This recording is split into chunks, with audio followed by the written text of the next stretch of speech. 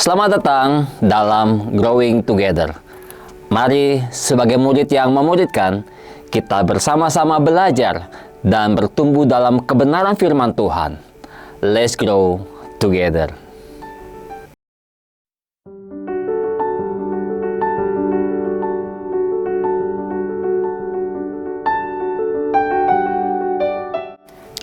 Suatu hari datang seorang pemuda yang bertanya kepada saya, "Lausche, agama mana yang paling benar dari semua agama yang ada?"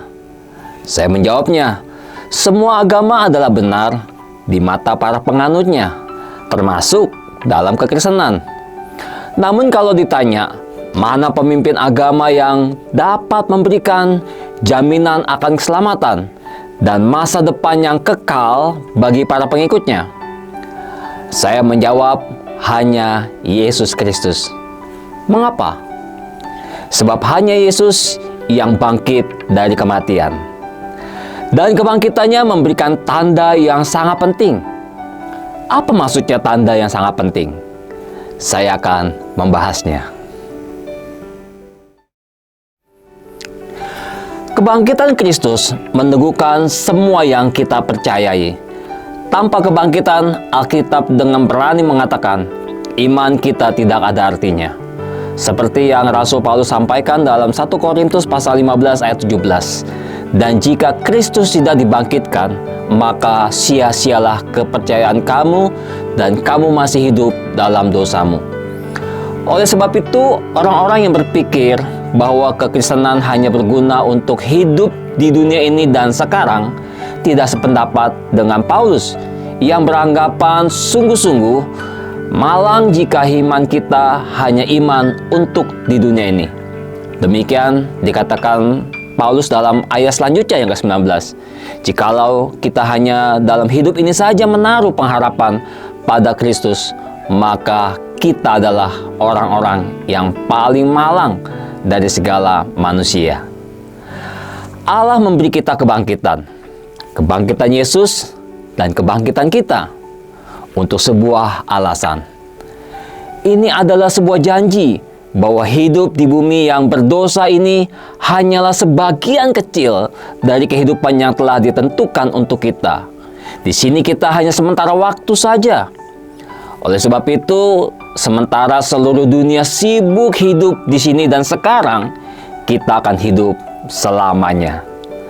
Sementara mereka sibuk melakukan investasi dengan harapan mendapatkan hasil yang baik dalam hitungan tahun, kita melakukannya dengan harapan mendapatkan hasil yang baik dalam hitungan masa yang abadi.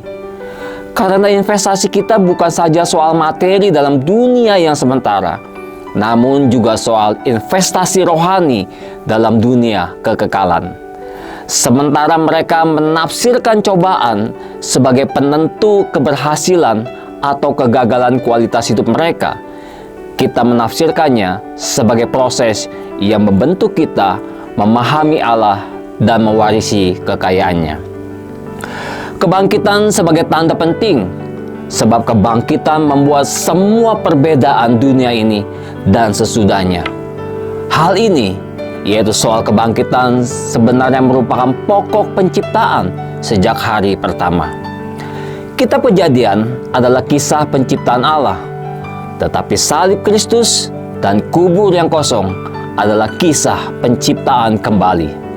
Kebangkitan Kristus membuat gereja mula-mula tiba-tiba menyadari mereka hidup di dalam kelahiran baru, penggenapan semua janji Allah, kerajaan kekal.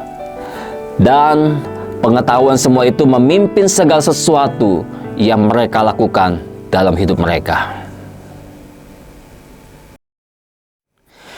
Kita kerap berpikir kebangkitan sebagai fenomena masa Paskah, keajaiban masa lalu yang memberi kita harapan masa depan.